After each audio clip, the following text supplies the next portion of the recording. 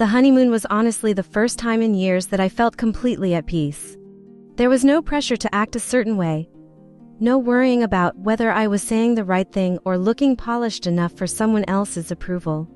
Wyatt loved me when I woke up with tangled hair and no makeup. He loved me when I got sunburned on the beach because I forgot to reapply sunscreen.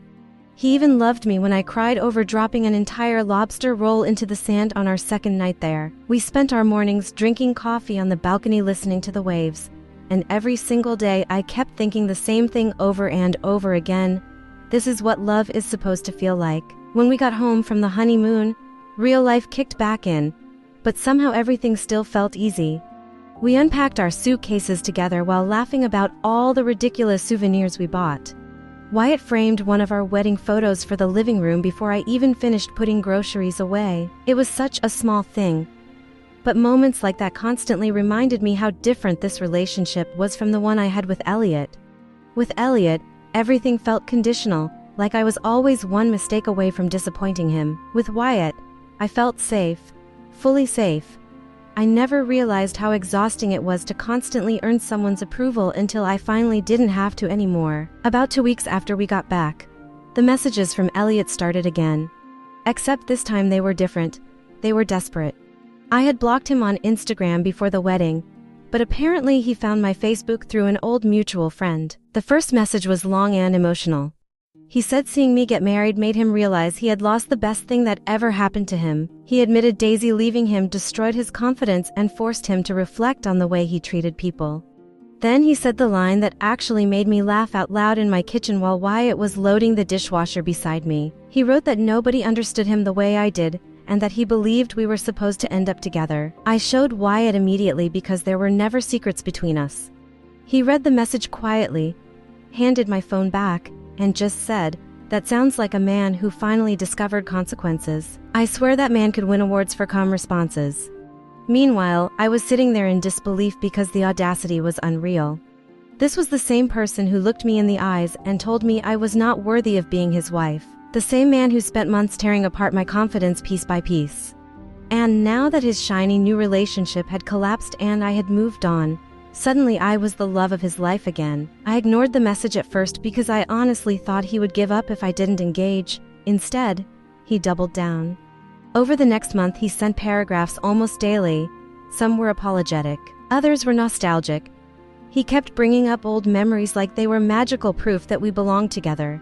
Remember our road trip to Nashville? Remember how we stayed up all night building IKEA furniture in our first apartment? Remember how we used to dance in the kitchen? The thing about toxic relationships is that they are never bad all the time. There were beautiful moments with Elliot, real moments. But beautiful memories do not erase disrespect. I had finally learned that. One night things crossed a line. Wyatt and I were hosting a small game night with Monica and some friends when my phone buzzed 3 times in a row. I checked it casually, expecting a work notification, and saw another message request from Elliot.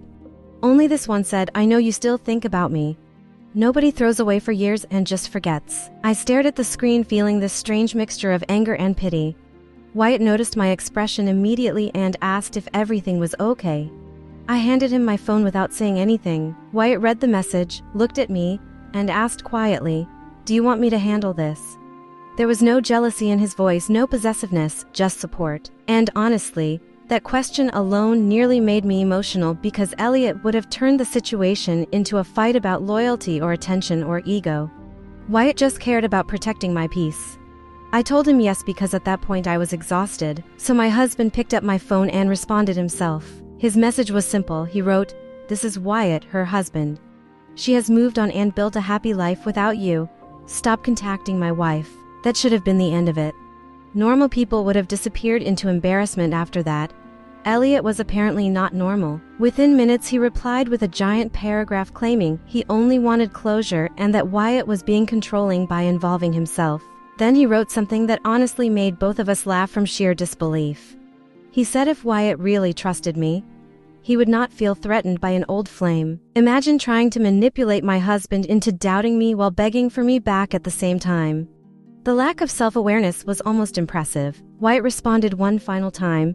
He wrote, "I am not threatened by you. I just respect my wife enough to protect her from people who hurt her.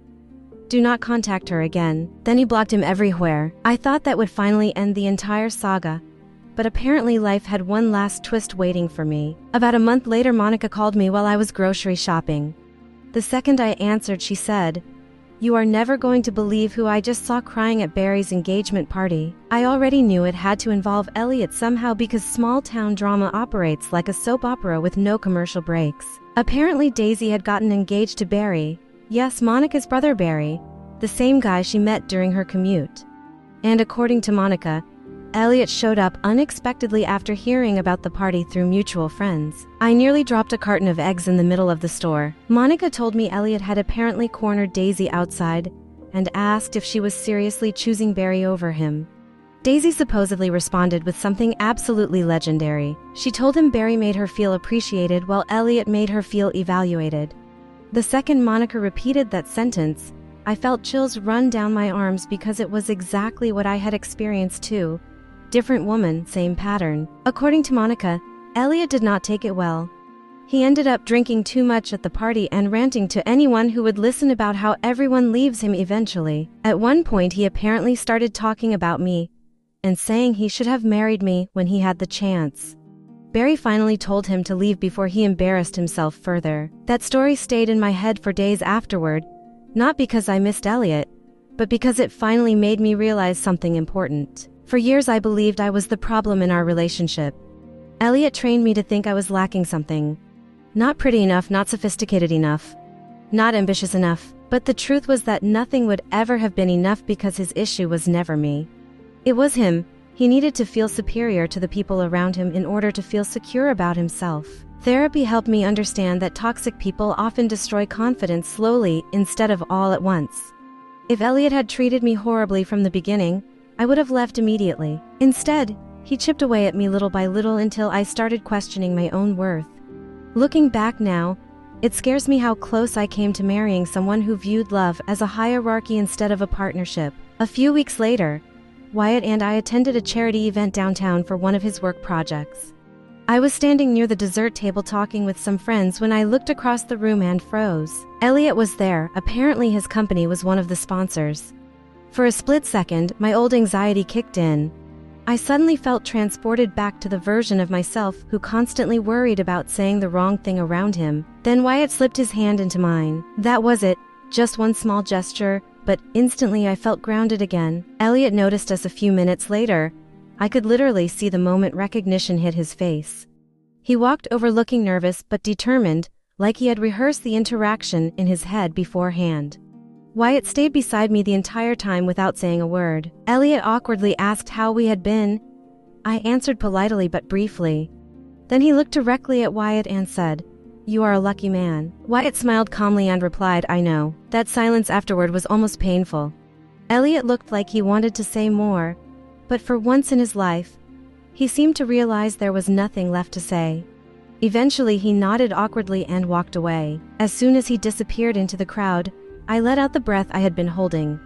Wyatt squeezed my hand and asked if I was okay. And the weirdest thing happened. Instead of sadness or anger or regret, I just felt free, completely free. The version of me who once cried herself to sleep wondering why she was not enough for Elliot no longer existed. Later that night, while we were driving home, I stared out the car window thinking about everything that had happened over the last 2 years. The broken engagement, the humiliation, the therapy sessions, the healing, meeting Wyatt, falling in love again. Building a life that actually felt peaceful instead of performative. It all felt surreal sometimes. I asked Wyatt if he ever worried about the fact that I had almost married someone else before him. He looked genuinely confused by the question. Then he said something I will probably remember for the rest of my life. He said, "If you had not gone through all of that, you might never have realized how much you deserved. And then maybe we never would have found each other." I cried the entire drive home after that. It has been almost 2 years now since Elliot looked me in the eyes and told me I was not worthy of being his wife. Funny enough, that sentence became the best thing that ever happened to me because it forced me to walk away before I wasted even more years trying to earn love that should have been freely given. Sometimes I think about the woman I used to be. The girl desperately changing her hair, clothes, hobbies, and personality hoping someone would finally see her as enough. I wish I could hug her and tell her she never needed to become smaller, or shinier, or more sophisticated to deserve love. The right person will never make you feel like a project that needs improvement. And as for Elliot, the last thing I heard was that he moved to another city for work after things became awkward socially around town. Apparently people started noticing patterns in the way he treated women. Actions have a funny way of catching up to people eventually. Meanwhile, Wyatt and I recently adopted the most chaotic golden retriever puppy on planet Earth. His name is Moose and he has already destroyed 2 pillows, 1 shoe, and part of our backyard fence. Our house is loud and messy and imperfect sometimes. We argue about stupid things like whether pineapple belongs on pizza and whose turn it is to fold laundry. But every single day I wake up feeling loved, respected, and emotionally safe. And honestly, after everything I survived, that feels like the greatest love story imaginable.